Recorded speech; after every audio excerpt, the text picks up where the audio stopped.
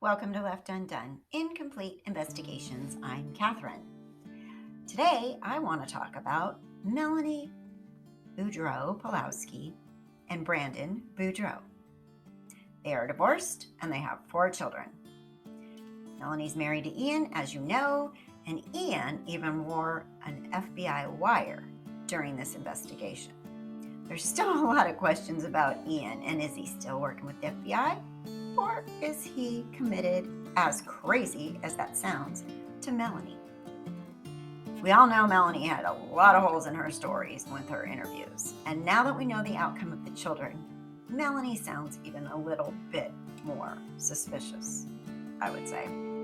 So, let's get started. I want to go over what's coming up. They have a court date coming up, and there is a little bit of information that you may not know about this divorce and Melani Pawlowski and Brandon Boudreaux. Welcome to Left Undone, Incomplete Investigations. I'm Catherine. Please like, please subscribe, and please ring the bell for notifications. We do go live every Saturday morning at 10:30 a.m. Pacific time, so join us there. We love to talk and chat and brainstorm.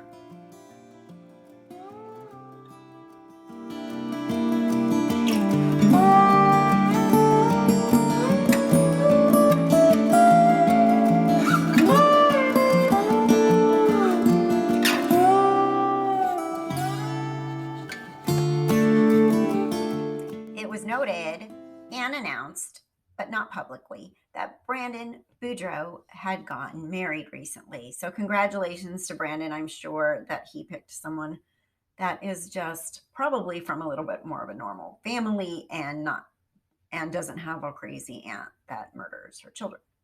So Brandon, wishing you the best. However, Brandon and Melani, they're still having their court battle over their children. Now, if you remember, Melani left. She sent Brandon a text and she said, "You can have the kids. I don't care what you want to do. We can do this. We can do that. I'm moving to Boise. Bye." When are you leaving, Melani?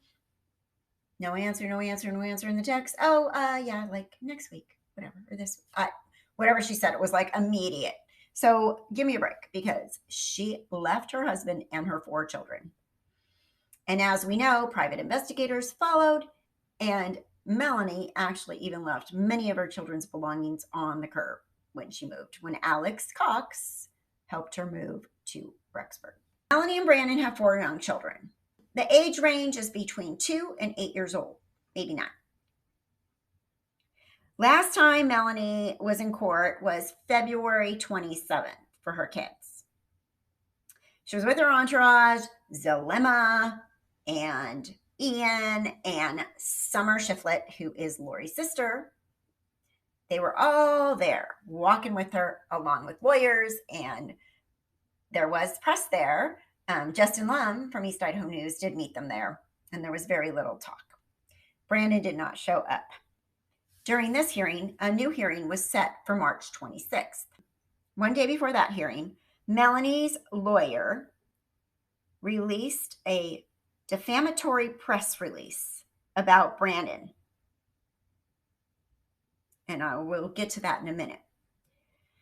March 26th hearing, it was continued to May 18th. March 31st, Brandon filed a defamation lawsuit against Melani's 2 lawyers.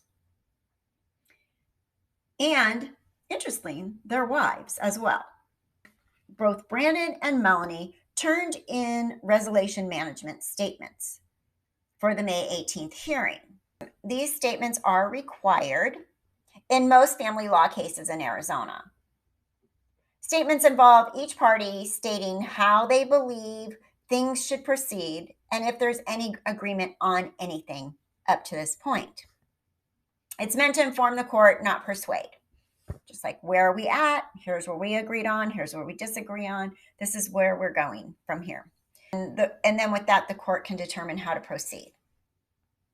Melani filed her statement on May 11th. Brandon filed his statement on May 12th. On May 13th, Melani's lawyers file a subpoena.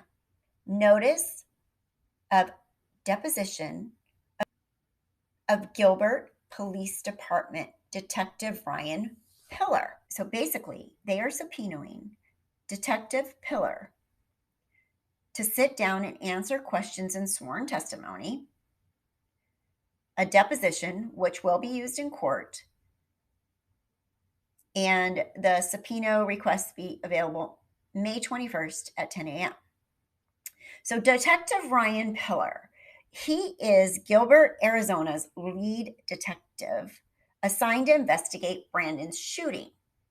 Now remember, Brandon Boudreaux was shot at on October 2nd in Gilbert, Arizona by someone driving a Jeep, which was registered to Charles Vallow, Lori's deceased husband. Allegedly, this Jeep is the car that Tylee normally drives, but they were already up in Rexburg. So someone in a Jeep did shoot at Brandon Boudreaux, and it appears that the Jeep was registered to Charles Vallow. Now, Detective Pillar questioned Melanie the day after Brandon's shooting, and she also had many more meetings with him after that as well. Days after Tammy Daybell's death, October 19th, Detective Pillar called Fremont County, Idaho, questioning things because red flags turned up, obviously. Tammy died. Brandon was shot at. So they had some questions about this at this point. He called the Fremont County, Idaho dispatch. And remember, Chad Daybell lives in Fremont County. And he was researching Tammy's death. He did learn that the family had refused an autopsy on Tammy. So we'll go ahead and look at that right now on this news clip. Reference a death investigation that I have now determined happened in your jurisdiction. I was hoping you could point me in the right direction. Hopefully I can. Who are we talking about? The decedent's going to be a Tamara Daybell. Good evening. Fox 10 was the first Arizona news station to bring you the case of the two missing children with ties to Arizona. Their mother, Lori Vallow, and her new husband, Chad Daybell, believed to be in Hawaii, not cooperating with authorities. So that call you just heard was from a Gilbert police detective to a dispatcher in Idaho just days after the death of Chad Daybell's first wife. Justin Lum joins us live with new details on this case. Chad and Tammy Daybell had been married nearly 30 years and raised 5 kids. Suddenly, Tammy died back in October. The cause determined was initially natural. Then authorities stepped in and called her death suspicious. As we are still waiting for the autopsy results, we've learned the Daybell family never wanted an autopsy done in the first place. Fremont County Sheriff's Office. Yes, ma'am. My name's Ryan Pillar. I'm a detective with the Gilbert Police Department in Arizona. How are you today?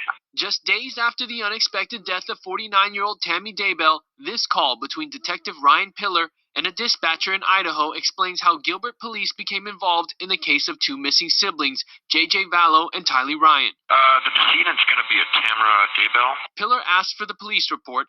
The dispatcher asked why someone in Arizona is interested in Tammy's death. We just have some cases down here that got our attention with Miss Daybell. 17 days before Tammy's death, Brandon Boudreaux is shot at while pulling into his driveway in Gilbert. Boudreaux's ex-wife Melanie is the niece of Lori Vallow. Lori moved her kids JJ and Tylee from Chandler to Rexburg after her husband Charles's death last July.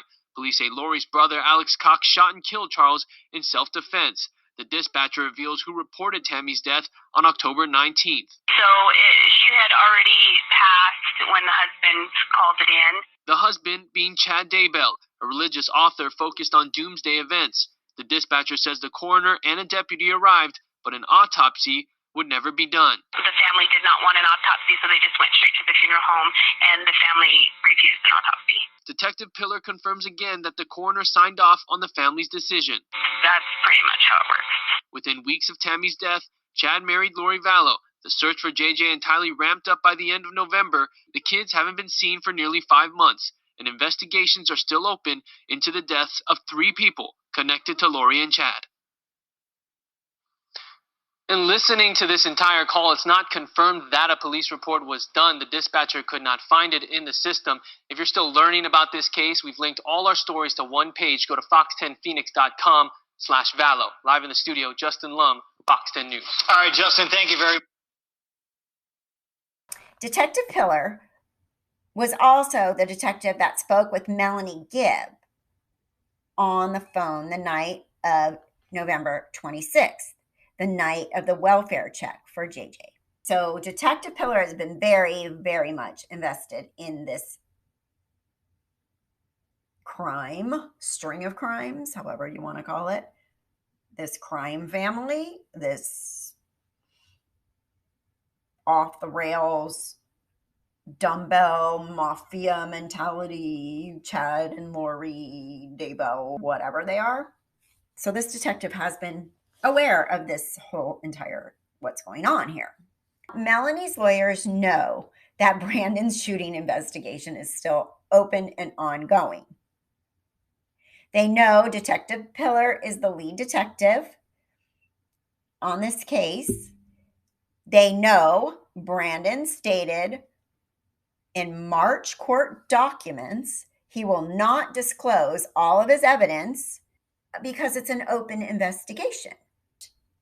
Here's an excerpt from Brandon's response to Melanie's contempt motion. This was filed March 16th, 2020. Father denies the allegations stated in paragraph 10 of the motion. Father did not mistake any facts in his motion or petition. Father remains unable to reveal evidence to this court of the ongoing investigation into the attempted murder of his life. Mother remains an affiliated party regarding same, and father anticipates that the detective assigned to said case will testify in the affirmative. As this court well knows, a victim knows much more than law enforcement can disclose to the media or to others. Father will not disclose all of his evidence at this time. Doing so would greatly impede the ongoing investigation.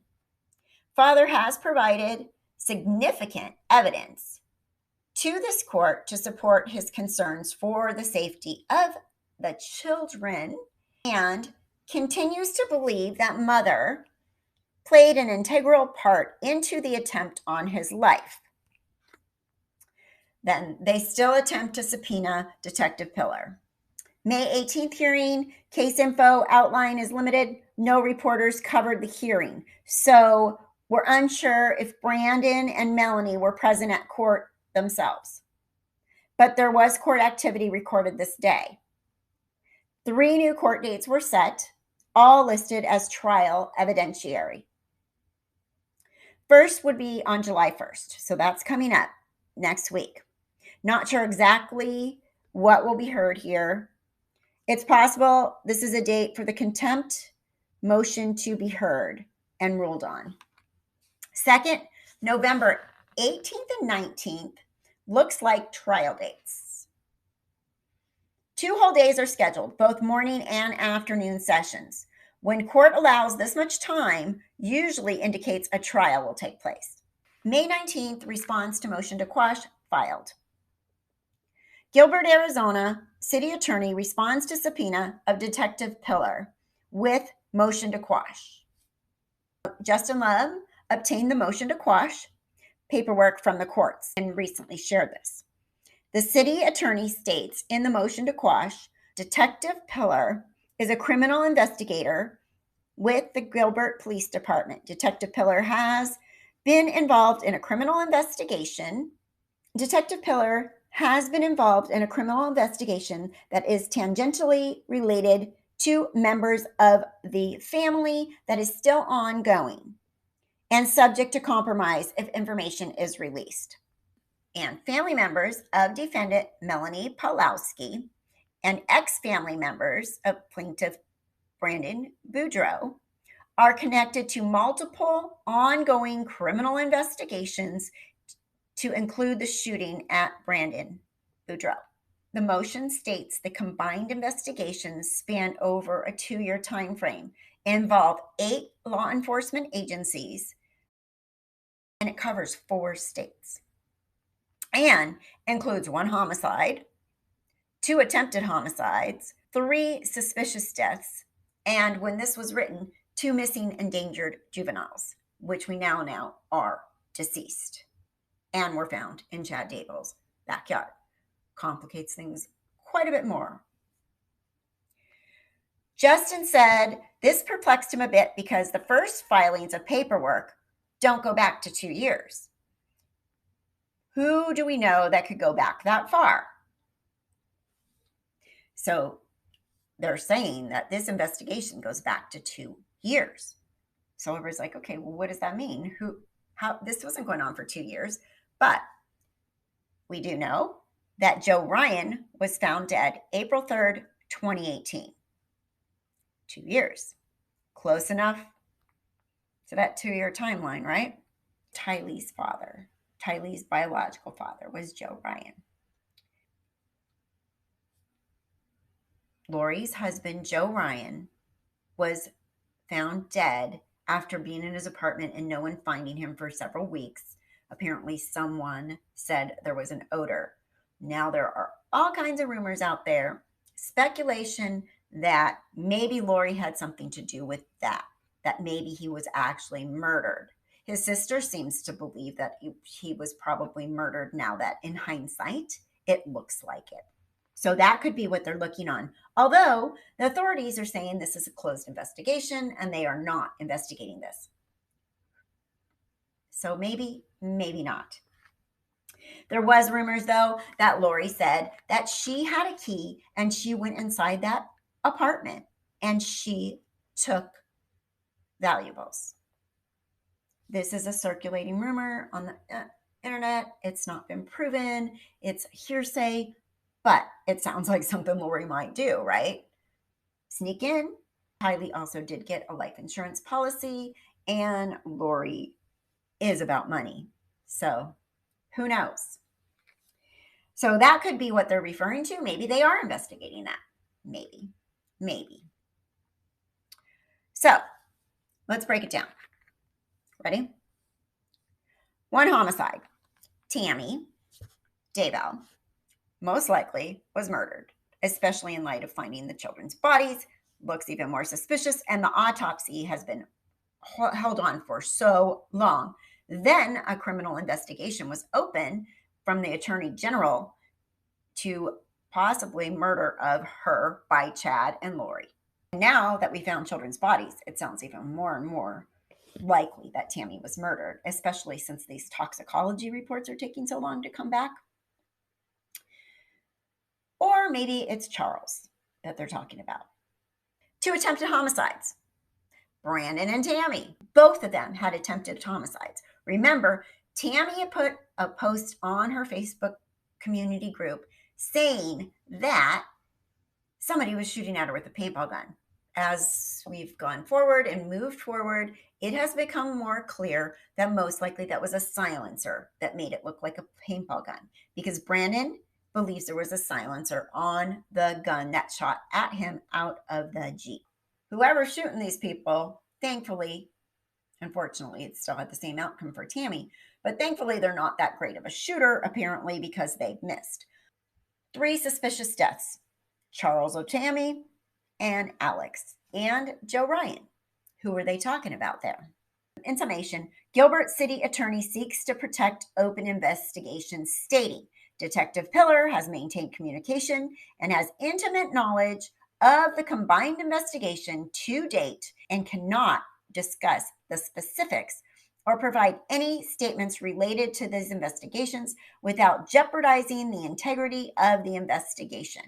The information provided in this motion has been reported by numerous media outlets and is available to the general public. Detective Pillar would be unable to provide any information not previously released. Interesting move on Melanie's attorney's part. That's pretty interesting, right? Because he subpoenas items related to an open investigation and subsequent motions to quash. Where have we heard this before? Sound familiar? So it sure seems that Melanie's lawyers are taking notes from Lori's lawyer's playbook for some reason. Mark Means. Both Lori and Melanie's lawyers are sending subpoenas, attempting to get information from open investigations that they know are open. They're lawyers. They should know how this works. Is it fishing expeditions? What are they doing? Why would they be doing this? There has to be some ulterior motive, right? Auntie Lori and niecey Melanie seem to have a lot of similar personality traits and victimization and blame and selfishness when you compare the two. So the judges will have the final say on all the motions. Melanie's lawyer says response affirms Melanie's not a suspect. Melanie's lawyer, Garrett Smith, declined statement to Justin over the phone. He says they only filed the motion after learning that Detective Ryan Pillar was on Brandon's witness list. Garrett tells Justin he believes this response does not point to Melanie as a suspect in any of these open investigations, but instead only focuses on her family members. Here's a video. We're getting a look at new documents linked to the case of those two missing children. Their mother, Lori Vallow, refusing to cooperate with investigators and tell them where her kids might be.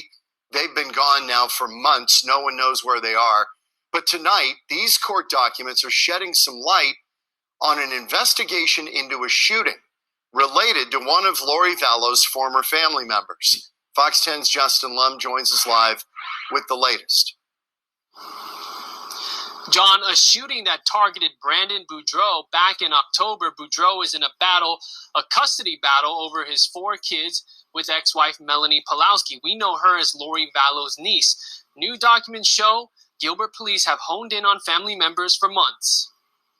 I sat in a restaurant, right, a table right next to him to observe him for a while, and in the video, it doesn't look like the same stature person to me. Private investigator Rich Robertson followed Alex Cox and his niece Melani Pawlowski in early November. He's also referring to surveillance video of a storage unit in Rexburg, Idaho, formerly rented by Lori Vallow. On October 2nd, 2019, the man seen here is believed to be her brother Alex Cox, if you ask the lawyers for his niece Melani Pawlowski. 911, where's your emergency? Someone just shot my window. But the same day, Pawlowski's ex-husband Brandon Boudreaux is shot at in Gilbert. Robertson believes the shooter was Alex Cox. Last week, Gilbert's town attorney Bill Amato filed a motion to deny a subpoena of Detective Ryan Pillar. Pillar is the lead investigator on the shooting.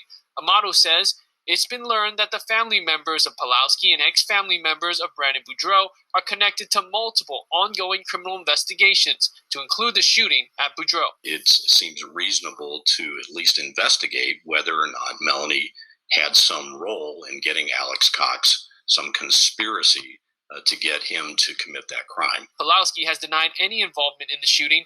Amato's statement also says the investigations include 1 homicide, 2 attempted homicides, 3 suspicious deaths, and 2 missing juveniles. The shooting of Charles Vallow, in addition to the drive-by shooting and the shots that were taken at Tammy Daybell and the disappearance of the kids. Alex Cox shot and killed Lori Vallow's former husband, Charles Vallow, last July, police say in self-defense. Charles's Jeep is the suspect vehicle in the attempt on Boudreaux's life. 2 months later, Alex died in December of natural causes. Tammy Daybell's death is still under investigation. She was the first wife of Lori Vallow's husband, Chad. Tammy died October 19th, a little more than a week after she reported being shot at by a masked man with a paintball gun. Amato says the combined investigations span over a 2-year time frame and comprise 8 law enforcement agencies in 4 states. Fox 10 did speak to Pawlowski's attorney, Garrett Smith, over the phone. He did not release a statement, but says they filed the notice of deposition only after Boudreaux's attorney listed the detective, Ryan Pillar, as a witness. Smith believes the response by the town attorney doesn't point to his client as a suspect in any of these criminal cases, but instead focusing on her family members. Reporting live, Justin Lum, Fox 10 News. Because Melanie's name is not specifically stated, really? Really? People posting comments on Justin Lum's Facebook note, wording by the city attorney may have been done in a way so that they didn't have to specifically mention Melanie's name and still include her. He words it again. Family members of defendant Melani Pawlowski and ex-family members of plaintiff Brandon Boudreaux are connected to multiple ongoing criminal investigations, including the shooting of Brandon Boudreaux. Technically, Melanie is an ex-family member of Brandon Boudreaux. Melanie's lawyer, here's some information on him. Garrett Smith, started to practice in 1993, admitted to the State Bar of Arizona, October 23rd, 1993. Garrett Smith has been disciplined by the State Bar of Arizona numerous times. Since 2008, he has had 2 reprimands, 1 suspension of his law license, reinstatement, and 2 probationary periods. Most recent probation was for 2 years and ended in April of 2019. Other items listed in the case not reported so far: on May 20th, another motion was filed. One of the parties filed a motion to postpone deposition of Gilbert Police Department Detective R. Pillar, currently scheduled for 5/21/20. We don't know which one filed this, but we're probably going to guess it's Melanie. Another note, Melanie Gibb. A reminder, Melanie Gibb will be instrumental in this case. No matter how you feel about Melanie Gibb is instrumental in this case. We know there's controversy over what Melanie Gibb could have, should have, would have done, and we all agree on that. But moving forward, she's instrumental in getting Lori and Chad put away. Here's a snippet of one of Brandon's court documents. Although mother denies belonging to a cult, it is believed that Melanie Gibb will testify in father's case that mother was deeply involved with the Doomsday Cult. It is also believed that Mrs. Gibbs will testify regarding the beliefs that mother and other members hold. We also know that there is information out there now that Melani Pawlowski Boudreaux actually went to Hawaii at one point when Lori was there during all this leaving my children stuff. So when you go back and you take a deep dive into Melani Boudreaux Pawlowski and what she has said, and when you bring it full circle, the lies she has told, the fact that she skated and skidded and ditched and danced around so many questions in all those interviews makes her look very, very involved or guilty or knowledgeable. So it's going to be interesting as we move forward. There has not been murder charges filed yet on Chad and Lori for the children, but I believe they should be coming. I was informed that they're coming.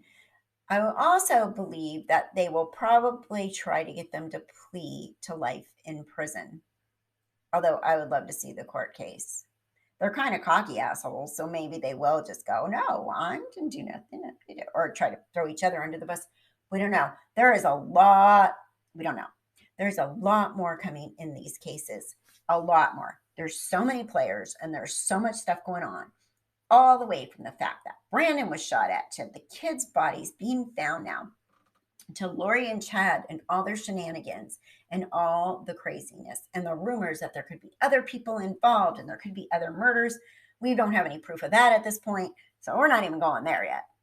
But this is what's happening with this case. So July 1st is on the calendar for Melanie and Brandon, and we still don't know which way Ian's going on all this. In some ways, I think that maybe Ian was still helping the FBI. And Melanie's pregnant. Melani Pawlowski's pregnant. Ian can't walk away from that. Those kids are her kid. That baby's in danger. This is dangerous to leave her alone with a brand new baby when she's got this Lori mindset. Melani Pawlowski is a victim in her own mind, and I'm very curious about what she is going to come up with next. And another thing, there's all these people, Lori, Melanie Gibb, Melani Pawlowski, they all went through a divorce very close to the same time. Their husbands filed for divorce. In February 2019, Charles Vallow filed for divorce against Lori Vallow. May of 2019, Clifford Gibb, Melanie Gibb's husband, listed as petitioner for divorce against Melanie Gibb.